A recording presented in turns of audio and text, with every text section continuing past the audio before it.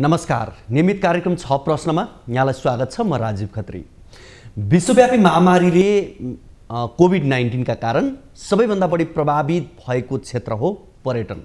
नेपालसँगै संसारभरकै पर्यटन उद्योग पहिलेकै अवस्थामा फर्कन अझै लामो समय लाग्ने आकलन भइरहँदा थोरै नै सही आन्तरिक पर्यटनका गतिविधि भने देखा पर्न थालेका छन्। घुमघाममा निस्कनेको सङ्ख्या बढ्दैछ। सरकारले पर्यटन क्षेत्रसँग सम्बन्धित गतिविधि खुल्ला गर्ने निर्णय गरे पनि विदेशी पर्यटक आउने वातावरण भने अझै बन्न सकेको छैन।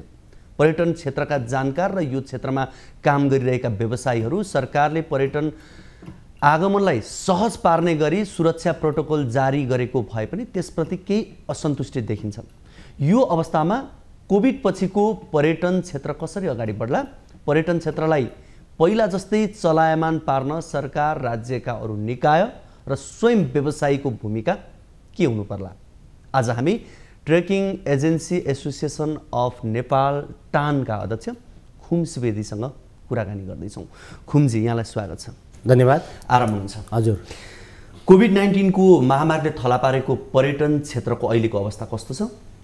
यहाँलाई प्रश्नको लागि धन्यवाद। अब करिब हामी 2 वर्षदेखि कोभिडको एउटा समस्यामा जुझ्दै आइपुग्यौँ र खास गरी पर्यटन उद्योग र व्यवसायले ठुलै रूपमा एउटा आर्थिक क्षति बेहोर्नु पर्यो। यसमा व्यवसायी मात्र नभएर सिङ्गो श्रमिक साथीहरू र यो अन्तर्राष्ट्रिय रूपमा जुन पर्यटकहरूको एउटा आगमन हुने अथवा एउटा चार्मिङ नेपालको एउटा भ्रमणलाई चाहिँ अगाडि बढाउँछु, पदयात्रा र प्रवर्तनहरूमा चाहिँ एउटा जुन उत्साह र एउटा चार्मिङ लिने थियो त्यसमा पनि एउटा तुषारपात हुन पुग्यो। हुन त केही पदयात्रा र प्रवर्तनहरू त सञ्चालन हुन सक्यो, तर एकदमै न्यून भयो।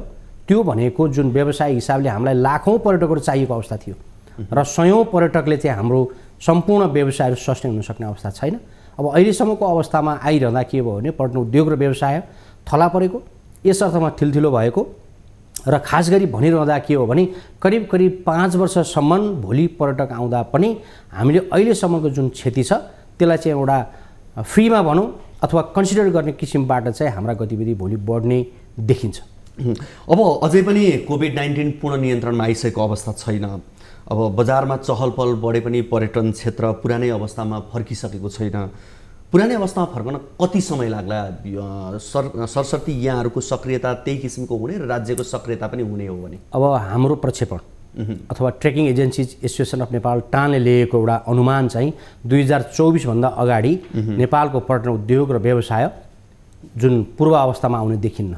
म तपाईँलाई कसरी जस्टिफाई गर्न चाहन्छु भने अहिले हाम्रो 2021 जुन रनिङ छ, अब सरकारले भर्खरै प्रोटोकल एक किसिमले जारी गर्यो, त्यो पनि भ्याक्सिनेटेड टुरिस्टहरूको लागि मात्रै सजिलोसँग अपन एराइल भिसामा आउन सक्ने, नन भ्याक्सिनेटेडलाई चाहिँ 10 डेज क्वारेन्टाइन बस्नुपर्ने र आफ्नो देशबाट भिसा ल्याउनु पर्ने भन्ने जुन छ, यसले नन भ्याक्सिनेटेडलाई अप्ठ्यारोमा पारेको छ।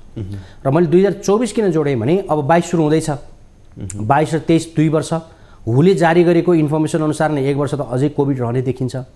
1 वर्ष भनेको विदेशी पर्यटकहरूलाई प्लानिङ गर्नको लागि उहाँहरूले बजेट मिलाउनु पर्यो, जब मिलाउनु पर्यो, पारिवारिक व्यवस्थापन गर्नु पर्यो, घुम्ने इन्ट्रेस्टमा नेपाल पनि पर्नु पर्यो हैन। त्यो व्यवस्थापन गर्नको लागि 1 वर्ष चाहिन्छ। र अर्को 2024 भनेको मुख्य कारण चाहिँ के हो भने हाम्रा ठुला अन्तर्राष्ट्रिय प्लेनहरू विश्वभरि उड्ने जति प्लेन छ, प्लेनले नै बोक्ने हो पर्यटक। अल ओभर द वर्ल्डमा ती प्लेनहरू स्मुथ रूपमा चाहिँ उड्नु पर्यो, प्यासेन्जर बोकेर हिँड्न सक्नु पर्यो र प्यासेन्जरले टिकट किन्नको लागि एयरलाइन्ससँग जुन टिकट माग्दा प्रेसर हुनु पर्यो अथवा टिकटको रिक्वायरमेन्टहरू बढ्नु पर्यो। अहिले इथिहाड भनौँ अथवा थाई भन्नुहोस् अथवा क्याथे पेसिफिक भन्नुहोस्, केएलएम भन्नुहोस्, हरेक किसिमका ठुला एयरलाइन्सहरू सम्पूर्ण एक किसिमले बन्द भएर बसेको अवस्था छ। त्यो सबै परिचालन हुनु पर्यो। जब प्यासेन्जरको फ्लो बढ्छ, फ्लाइटले आफ्नो अपरेसनहरूको लागि चाहिँ फ्लाइट बढाउँछ अथवा स्टाफिङदेखि सबै म्यानेजमेन्ट एरेन्जमेन्टको लागि अगाडि बढाउँछ। त्यो बढाउनको लागि त पहिला प्यासेन्जर चाहियो उहाँहरूलाई पनि। प्यासेन्जर भइसकेपछि फ्लाइट अपरेसनमा जान्छ। त्यो अपरेसनमा आउन 2024 लाग्छ भन्ने हाम्रो अनुमान हो। किनभने सम्पूर्ण पर्यटकहरू विश्वका हरेक डेस्टिनेसन उड्नको लागि प्लेनले नै पर्यटक बोक्ने हो बढीभन्दा बढी। त्यसकारणले गर्दा त्यो फ्लाइट अपरेसन जबसम्म फुल रूपमा चाहिँ यथास्थितिमा हुँदैन तबसम्म हामीले अपेक्षा गरेको पर्यटकहरू नेपाल आउँछ। यो त यहाँले सहज रूपमा पर्यटन व्यवसायी र सरकारले काम गरेको खण्डमा हुने कुराहरू देखियो। जस्तो पहिलो कुरो त पर्यटकले घुम्न जाने सोच बनाउनु पर्यो, त्यो सोचमा नेपाल पर्नु पर्यो। यहाँले भने जस्तै यी सबै कुरा गर्दाखेरि 24 भनेर यहाँले भन्दै गर्दा पुरानै अवस्थामा फर्काउनका लागि चाहिँ यहाँहरूको तर्फबाट र सरकारको तर्फबाट कहाँ कसले के गर्यो भने चाहिँ त्यो अवस्था अब पहिला विश्व नै कोभिडबाट स्टेबल अवस्थामा आउने मेसेज चाहियो। अस्ट्रेलियाले पनि नोभेम्बरबाट खोल्दैछ। अस्ट्रेलियाको ट्राभलले पनि प्लानिङ गर्ने समय चाहियो, गभर्मेन्टको इन्फर्मेसन हुनु पर्यो। अब युकेले पनि अस्ति भर्खर नेपाललाई रेड जोनबाट हटायो, अथवा धेरै देशहरूमा अझै पनि ट्राभल जानको लागि सजिलो छैन। अब रसियाले तपाईँको 30 अक्टोबरबाट फेरि लकडाउन सुरु गर्दैछ होइन, समस्या त्यहाँ बढिरहेको अवस्था छ। यो विविध अवस्था छ। पहिला विश्व कोभिडको समस्याबाट जुन उत्रिनु पर्यो, स्टेबल पोइन्टमा जानु पर्यो। र अर्को कुरो के जोड्न चाहन्छु भने युज टु भइसकेको पर्यटकहरू, कोभिडको रूपमा चाहिँ एउटा अनुभव लिइसकेको भ्याक्सिनेटेड टुरिस्टहरू र घुम्नलाई उकुसमुकुस भएको र पदयात्रा पर्वतारोहणको लागि एडभेन्चर टुरिस्टहरू नेपाल आउनेछन्। बुढाबुढीहरू, बच्चाहरू, उहाँहरू लामो डिस्टेन्सको लागि ट्राभलिङ गर्ने छैनन्। उहाँहरू वेट एन्ड सीमा बस्नुपर्ने छ। त्यो पर्यटक हाम्रो लागि घाटा हो, ती पर्यटकहरू आउने छैनन्। अब हामीसँग बढी आउने को देखियो भन्दा एडभेन्चर टुरिस्टहरू आउने देखियो होइन। त्यसमा पनि सबै वातावरण मिल्नु पर्यो। मैले भनेको जस्तो इकोनोमिक ब्यालेन्स पनि मिल्नु पर्यो, ट्राभलको प्लान पनि मिल्नु पर्यो, जब पनि मिल्नु पर्यो, घुम्ने डेस्टिनेसन नेपाल चुज पनि हुनु पर्यो र नेपाल सेफ्टी एन्ड सेक्युरिटीमा राम्रो छ भन्ने मेसेज दिनु पर्यो। यस अर्थमा नेपालमा आइसकेपछि पर्यटकहरू आइसकेपछि कोभिड भयो भने कसरी उपचार गर्ने, कहाँ गर्ने, के गर्ने भन्ने कुरो सरकारले निर्क्युल पनि गर्नु पर्यो। यदि विदेशी पर्यटक नेपाल आइसकेपछि कोभिड भयो भने यो हस्पिटलमा यो किसिमको ट्रिट हुन्छ, यो किसिमको हामी अस्योर गर्छौँ भने गभर्मेन्टले अस्युरेन्स पनि दिनु पर्यो। साथमा प्राइभेट सेक्टरले गर्ने त छँदैछ, हामीले सेफ्टी प्रोटोकलको आधारमा नै सर्भिस दिन्छौँ र हामी जहिले पनि भनिरहेछौँ कि विदेशी पर्यटकहरूलाई कोभिड हुने किसिमबाट हामीले सर्भिस दिने छैनौँ र त्यो किसिमको पर्यटकहरूलाई हामीले ल्याउनु पनि हामी उत्साहित हुने छैनौँ। हामी त सुरक्षा त महत्त्वपूर्ण नै हो। यस अर्थमा विदेशी पर्यटक नेपाल ल्याउनको लागि अहिले महत्त्वपूर्ण भूमिका खेल्नुपर्ने भनेको सरकारले नै हो। सरकारले ट्राभल एडभाइजरी प्रकाशित गर्नु पर्यो। हामी एउटा एसोसिएसन अथवा व्यक्तिले मात्रै ट्राभल एडभाइजरीको यहाँको राइट जे छ इन्फर्मेसन त्यो दिँदा बढी ट्रस्टेबल हुँदैन। सरकारले ट्राभल एडभाइजरी प्रकाशित गर्नु पर्यो। नेपालको वस्तुस्थिति के छ, भ्याक्सिनको अवस्था के छ भन्ने कुरो भन्नु पर्यो। त्यसको आधारमा विदेशी पर्यटकहरू बढ्नेछन्। त्यसपछि प्रमोसनको रूपमा हामीले डिजिटल सिस्टम प्रयोग गरौँला, जान सक्ने ठाउँमा फिजिकल प्रमोसन गरौँला। त्यसपछि कहाँ हाम्रो दायित्व अहिले ठ्याप्पै बन्द हुँदाखेरि जुन किसिमले पर्यटन व्यवसाय थला परेको छ, कम्तीमा एउटा ठमठम्ती हिँड्ने अवस्था नबन्ला तत्काल, तर पनि घस्रेर हिँड्न सक्ने अवस्था मात्रै भयो भने त्यो क्षेत्र चलायमान बन्दै गर्ने अवस्था त रहन्छ। यसका लागि तत्काल भए पनि पर्यटनका लागि कस्तो प्याकेज ल्याउन जरुरी छ? अब तपाईँको मिडिया मार्फत म के भन्न चाहन्छु भने नेपाल सरकारले ढिलै निर्णय गर्यो, तर पर्यटनको ढोका थोरै खुलेको अवस्था छ। साँचो मात्रै खुलेको छ। मैले जुन भ्याक्सिनेटेड टुरिस्टको कुरा गरेँ, पूर्ण रूपमा हाम्रो पर्यटनको ढोका खुलेको छैन। यो भित्र धेरै समस्या छ। पूर्ण ढोका खुलेपछि भित्र के छन् भन्ने कुरो ढोका खुलिसकेपछि देख्ने कुरा हो। अब यसमा तपाईँले भनिरहनु भएको जुन प्रश्न छ, यो चाहिँ अलिकति अप्ठ्यारो किसिमको छ। अझै पनि हामीले केही समय हाम्रा नारा जुलुस अथवा विभिन्न डेमोन्स्ट्रेसन अथवा हामी दौडधुप जे गरेका छौँ, त्यो जहाँ जे भए पनि पहिला पर्यटन के हो र पर्यटक के हो र उहाँलाई हामीले गर्नुपर्ने र हाम्रो दायित्व के हो भने सरकार प्राइभेट सेक्टरले अलिक गहिरो रूपमा अझै पनि छलफल गर्नुपर्ने छ। सरकार आफ्नै किसिमबाट हिँडेको छ, पर्यटनलाई नजिकबाट अझै पनि बुझेको अवस्था छैन। यहाँलाई म जोड्न चाहेँ, सम्पूर्ण उद्योग धन्दा गतिविधि सबै खुलिसकेपछि पर्यटन उद्योग र व्यवसाय खुलेन र धेरै ढिलो गरेर खुल्यो। किनभने पर्यटनप्रति हेर्ने दृष्टिकोण अझै पनि नेपाल सरकारको जति हामीले अपेक्षा गरेका छौँ त्यो किसिमको छैन होइन। नेपालको विकासको लागि जुन एग्रिकल्चर, हाइड्रो, पर्यटन भने पनि, भाषणबाजीमा भने पनि अथवा हामीले विभिन्न फोरममा बोले पनि सरकारले पर्यटन उद्योग र व्यवसायले महत्त्वका साथ अझ हेरिया छैन। किनभने यहाँलाई देखिरहनु भएको छ, यत्रा लगानीदेखि यत्रा रोजगार सिर्जना हुने इन्डस्ट्रीलाई प्रायोरिटी नदिनु भने यो दुःखद पक्ष हो। कारण के हो? अब मुख्य कुरो यो अब नेपाल सरकारले भन्छ जिडिपी ग्रोथ 3 देखि 4%, हामी भन्छौँ 8 देखि 10%। डाटाको कमजोरी छ। महत्त्वका साथ रेकर्डमा चाहिँ नेपाल सरकारले ल्याउनु पर्यो होइन। नेपालमा आउने पर्यटक, रियल पर्यटक कति छन् होइन। एनआरएन सहितलाई जोडिया छ, कोही घरमा बस्ने पर्यटकलाई जोडिया छ, कोही एक दिन मात्रै तपाईँ योगामा बस्नेलाई जोडिया छ। नेपालको एराइभल त भयो, तर त्यसले जिडिपी ग्रोथ कसरी भयो, त्योभित्र कसरी कति किसिमको पर्यटक, कस्ता पर्यटक के गर्न कहाँ जान्छन् भन्ने कुरो हुनु पर्यो। कति पर्यटक आए, हामी ट्रेकिङ एजेन्सीले भन्दा मान्नुहोस् हाम्रो कम्पनीबाट कति पर्यटक आयो, कुन पर्यटक चाहिँ पर्यटनको हिसाबले कुन ठाउँमा गयो, डाटा रेकर्ड चाहियो नि। र त्यो विदेशी पर्यटकले कति पैसा तिर्यो त हामीले हेर्नु पर्यो कि एयरपोर्टमा एराइभल हुँदा भिसाको पैसा तिर्यादेखि, ट्याक्सीमा चढाएदेखि, ट्राभल ट्रेकिङ गाइडले प्रयोग गरे फ्लाइट अथवा एयरलाइन्स, होटल, रेस्टुरेन्ट के सर्भिस लिन्छ राफ्टिङ सहितको हैन ट्रान्सपोर्ट प्रयोग गरिरहेको छ त्यो एकदम डाटामा आउनु पर्यो। विदेशमा के हुन्छ तपाईँ एउटा कफी सपमा जानुहोस् 5 युरो तिर्नुहोस् हैन समथिङ सेन्ट सरकारको तपाईँको ट्याक्सको एउटा एकाउन्टमा जान्छ। हाम्रो यहाँ चाहिँ ट्याक्स चढेको तपाईँ कुनै रेकर्ड छ अथवा कुनै सानो रेस्टुरेन्टमा चिया कफी खाएको सरकारलाई ट्याक्स तिरेको रेकर्ड छ छैन। पर्यटकले खर्च त गरिरहेछ, पर्यटकले खर्च गरिरहेछ। पर्यटन र पर्यटक साथसाथमा जानुपर्छ। म एउटा तपाईँलाई के पनि जोड्न चाहन्छु भने नेपालमा पर्यटन हुनको लागि पर्यटक बनाउनको लागि र पर्यटकबाट चाहिँ बेनिफिट लिनको लागि एकोमोडेसन एक्सेस र एट्र्याक्सन भन्छ तीनटा कुरोको संयोजन हुनु जरुरी छ पर्यटन उद्योग र व्यवसायलाई अगाडि लानको लागि। त्यो मैले भने के हो भने एकदम एट्र्याक्टिभ ठाउँ छ, एट्र्याक्सन छ, एक्सेस छैन, एकोमोडेसन छैन, त्यसो के अर्थ भयो? हामी पल्लो डाँडाबाट हिमाल हेरेर मात्रै त अथवा कुनै प्राकृतिक नेचुरल रिसोर्सेसको एउटा आँखाले एउटा जुन गुड फिलिङ गरेर मात्रै पुग्दैन नि। एट्र्याक्सन छ, एकोमोडेसन छैन, एक्सेस छैन हैन। अब एक्सेस पनि भयो तपाईँ एकोमोडेसन पनि भयो, एट्र्याक्सन छैन, त्यो ठाउँ पर्यटक जाँदैन हैन। अब तपाईँको एट्र्याक्सन पनि भयो, एक्सेस पनि भयो, एकोमोडेसनको व्यवस्थापन छैन, त्यो पनि पर्यटक जान्छ तर त्यसले लोकल रूपमा बेनिफिट लिन सक्दैन। इक्जाम्पल अहिले राराको हेर्नुहोस् न, मैले सुनेअनुसार दिनको 200 देखि 300 नेपाली पर्यटकहरू रारामा जान्छ। एकछिन मोटर बाइकमा जान्छ, एकछिन त्यहाँ पुग्छ, एउटा फोटो खिच्छ, सोझै नेपालगञ्ज र अन्य ठाउँमा आएर बस्छ, सुगम ठाउँमा आइपुग्छ। हो त्यो कारणले गर्दाखेरिमा ती तपाईँको राराकै वरिपरिको लोकल मान्छेहरूले बेनिफिट लिने किसिमको पर्यटन हुनु पर्यो।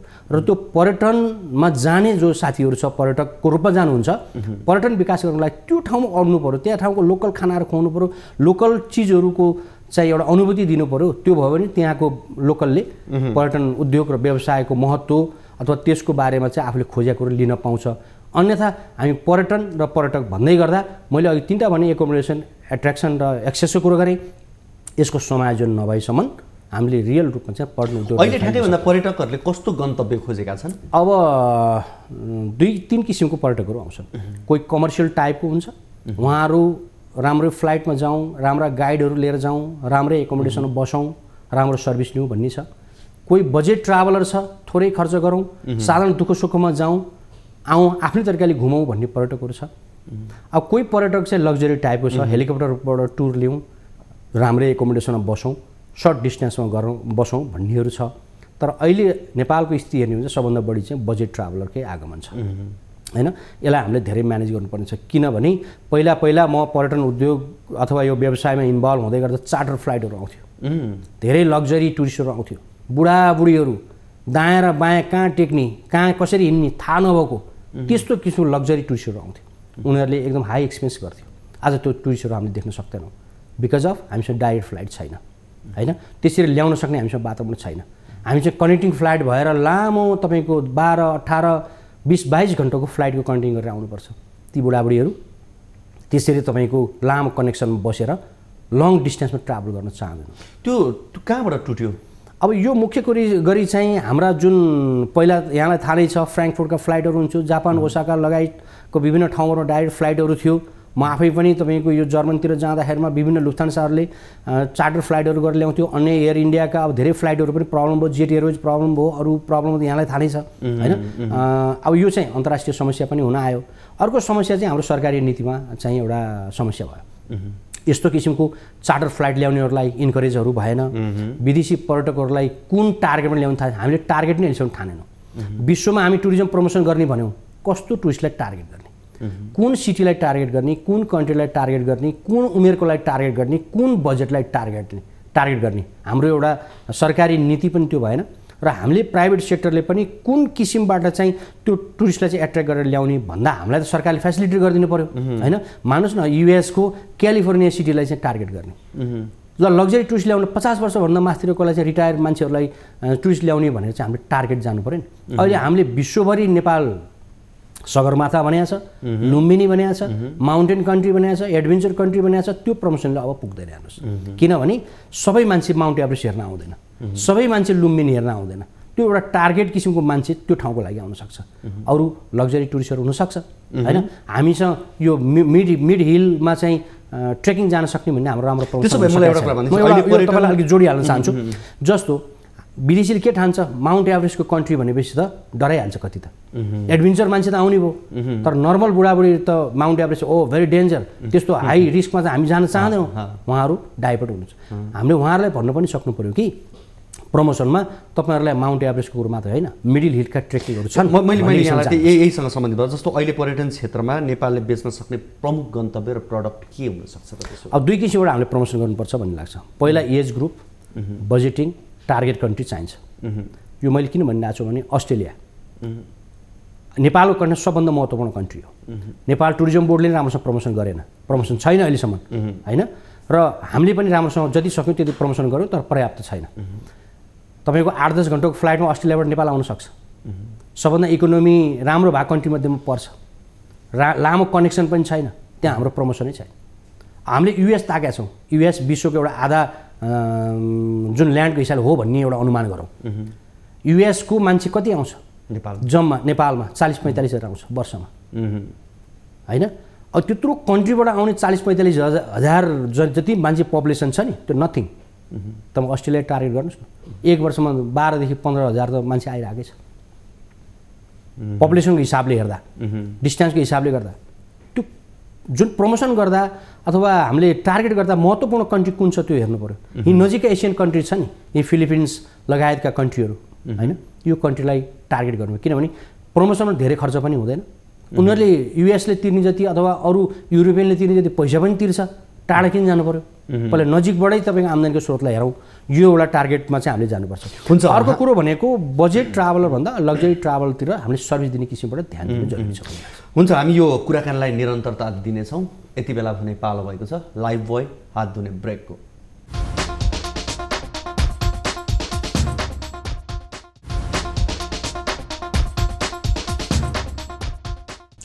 दर्शकवृन्द, कार्यक्रम 6 प्रश्नमा आज हामी पर्यटनका कुरा गर्दैछौँ। कोभिडपछि सुस्ताएको पर्यटनलाई कसरी अगाडि बढाउन सकिन्छ भन्ने सन्दर्भमा रहेर हामी trekking agency association of Nepal टानका अध्यक्ष खुम सुवेदीसँग कुराकानी गर्दैछौँ। खुमजी, यहाँलाई फेरि पनि स्वागत छ। धन्यवाद।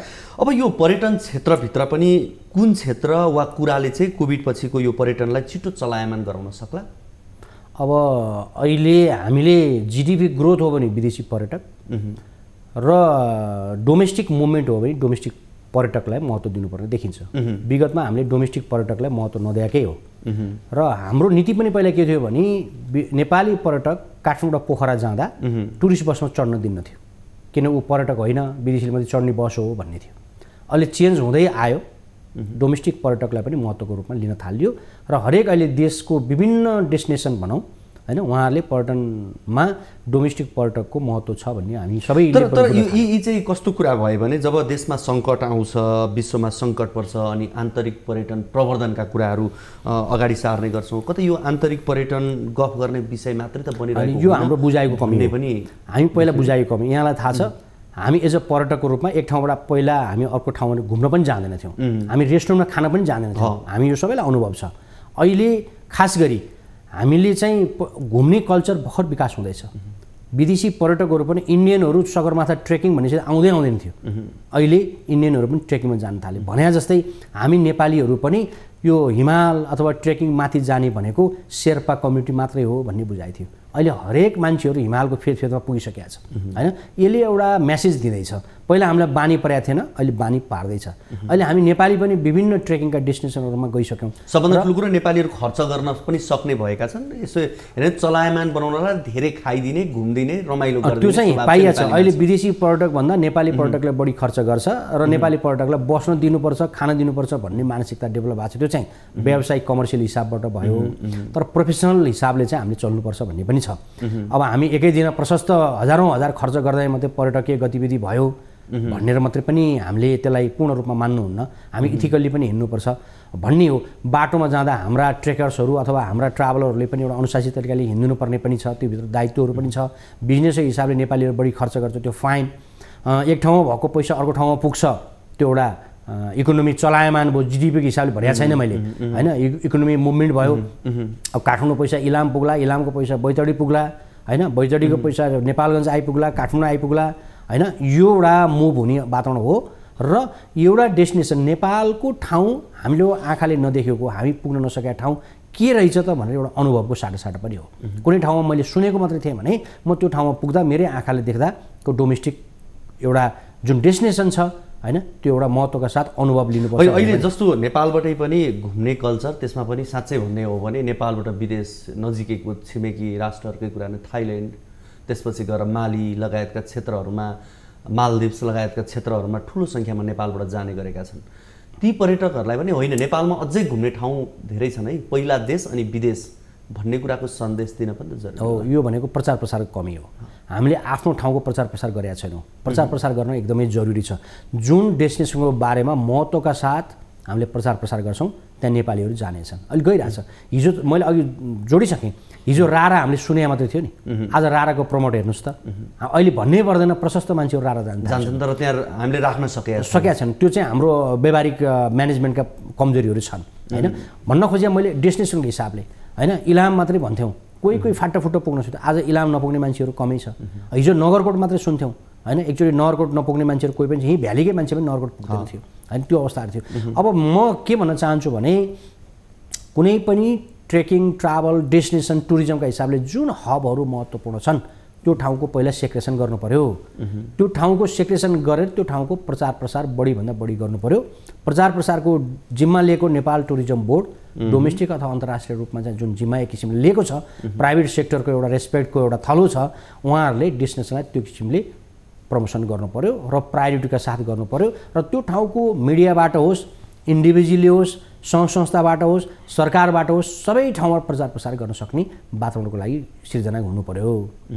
र अर्को कुरो म भन्न चाहन्छु, नेपाल सरकारले जुन सरकारी कर्मचारीहरूलाई घुम्ने जुन भनेको छ त्यो कार्यनीति अथवा कार्यविधि बन्नु पर्यो। त्यो बनाएको छैन, बजेटिङहरू त्यो किसिमबाट छुट्टिएको छैन। र छुट्टिसकेपछि पनि फेरि ठुला कर्मचारीहरू मात्रै घुम्ने होइन, सबै कर्मचारीहरू एकचोटि जानै पर्यो। र त्यो कुन ठाउँमा जानु पर्यो भन्दा लेस टुरिस्टिक ठाउँमा जानु पर्यो। काठमाडौँ, पोखरा, लुम्बिनी जुन प्रमोटेड ठाउँ छ त्यो मात्रै ठाउँमा गएर पनि भएन, त्योदेखि साइड अन्य डेस्टिनेसनहरूमा जानु पर्यो। जस्तो अहिलेको हाम्रो मुख्य आवश्यकता भनेको मास पर्यटन हो कि गुणस्तरीय हो? होइन, दुइटै। अब मास पर्यटक भनिरहँदा होइन, हाम्रो इकोनोमीको एउटा गतिविधिको रूपमा लिने एउटा बजेटिङ ट्राभलरहरूलाई पनि असर पर्न सक्छ। उहाँको राइट पनि छ नि त। मैले कुनै ठाउँमा गएर 5000 भन्दा बढी मैले खर्च गर्न सक्ने मेरो क्यापेसिटी छैन, तर त्यो म डेस्टिनेसन त्यो हेर्न चाहन्छु भने मलाई वञ्चित गराउनु त भएन नि होइन। उहाँहरूको इकोनोमीको आधारमा सर्भिस दिने हो र सर्भिस लिने हो होइन। कुनैलाई पनि तपाईँको जस्तो लग्जरी किसिमले म कुनै ठाउँमा जाँदा राम्रो होटलमा बस्छु, राम्रो पैसा तिर्छु, म त्यो किसिमले सर्भिस ल्याउँछु। अब मैले अन्त्यमा जस्तो काठमाडौँका कुराहरू गर्ने हो भने काठमाडौँमा राति 10 बजे पछाडि छापा मारिन्छन्। अन्य जिल्लाहरूको अवस्था पनि कतिपय अवस्था तिनै अवस्थाहरू छन्। यसले पर्यटन क्षेत्रलाई यो राम्रो पक्ष होइन। यसमा के हुन्छ, टर्म्स एन्ड कन्डिसन हुनु पर्यो। व्यवसायले गर्नुपर्ने के हो, हस्पिटालिटीमा दिने सर्भिस के हो र सरकारले गर्नुपर्ने के हो, त्यो पहिला सेक्रेसन हुनु पर्यो र हामी पनि उत्तरदायी हुनु पर्यो। हामीले सर्भिस दिँदै गर्छौँ भने जे कमिटमेन्ट गरेका छौँ, जे किसिमको टर्म्स एन्ड कन्डिसन त्यसको आधारमा सर्भिस दिनु पर्यो। लिने र दिने बिचमा त्यो हुनु पर्यो र गभर्मेन्टले त्यसलाई खुल्ला गर्नुपर्छ। हामीले 10 बजी छापा मारेर मात्रै समाधान होइन, तर छापा मार्नुको कारण पनि फेरि हामीले बुझ्नु पर्यो। हामीले गरेका गतिविधिहरू पोजिटिभ नभएर सरकारले कन्ट्रोल गर्नु पर्यो कि होइन, हामी पनि इथिकल हुनु पर्यो र सरकारले पनि व्यवसाय गर्नलाई कम्फर्टेबल वातावरण दिनु पर्यो र व्यवसायहरूलाई फेरि छापा मारेर मात्रै समाधान होइन, इकोनोमी मुभमेन्ट गर्न दिनुपर्छ, इकोनोमीलाई एउटा तपाईँको अगाडि बढाउनु दिनुपर्छ, रोजगारी सृजना गर्नु दिनुपर्छ, सबै हिसाबले स्मुथ तरिकाले दिनुपर्छ। सबै हामी उत्तरदायी हुनुपर्छ। सरकार, प्राइभेट सेक्टर र हस्पिटालिटीमा सर्भिस गर्ने सबै जिम्मेवार तरिकाले जानुपर्छ। अब म एकदमै अन्त्यमा मैले यो मेरो अन्तिम जिज्ञासा यहाँलाई संक्षेपमा जवाफ दिनु होला। विशेष गरी नेपालमा पर्यटन क्षेत्रको राम्रो सम्भावना हिमाल छ। हिमाल हामी नेपालीले नै कति पढेका छौँ त्यो फरक कुरा। नेपालमा अहिले एकाडेमिक रूपमा हिमाल पढ्ने, पढाइ हुने सन्दर्भ पनि सुरु भइसकेको छ। यो एउटा सकारात्मक कुरा पनि हो। तर हामीले विदेशीहरूलाई आकर्षण गर्न सक्यौँ कि सकेनौँ हिमाल पढ्नका लागि र पढाउनका लागि, अध्ययन गर्न सकेनौँ? अब अहिलेसम्मको सबै स्टडीका मुख्य बुकहरू अथवा सम्पूर्ण हिमालका इन्फर्मेसनहरू विदेशीसँग छ, हामीसँग छैन। यस अर्थमा पनि नेपाल सरकारले यसलाई चाहिँ हामीले विदेशीहरूलाई पनि यहाँ ट्रेनिङको लागि ल्याउन सक्ने, कुनै पनि ट्रेनिङहरू गर्न सक्ने, कुनै पनि इन्फर्मेसन दिन सक्ने किसिमको गर्नु पर्यो। यहाँ रिसर्चको कमी छ, रिसर्च भए पनि इम्प्लिमेन्टको कमी छ। त्यसकारण नेपाल सरकारले नै भन्छु म उच्च रूपमा यसलाई प्रायोरिटी दिनु पर्यो। त्यसलाई प्राइभेट सेक्टरले फेसिलिटेट गर्ने हो। अहिलेसम्म सम्पूर्ण डाटादेखि हिमालका सम्पूर्ण इन्फर्मेसनहरू, हिमाली गतिविधि सबै विदेशीसँग छ। नेपालले त्यो गर्न सकेन। नेपाली हामी सर्भिस प्रोभाइडर मात्रै भएर गयौँ होइन। हामी व्यवसायिक अथवा हामी यो रिसर्च बेसमा अथवा हाम्रो ठाउँ, हाम्रो हिमाल, हाम्रो प्रकृतिको बारेमा हामीले सही तरिकाले चुम्न सकेनौँ, यो दुःखद पक्ष हो।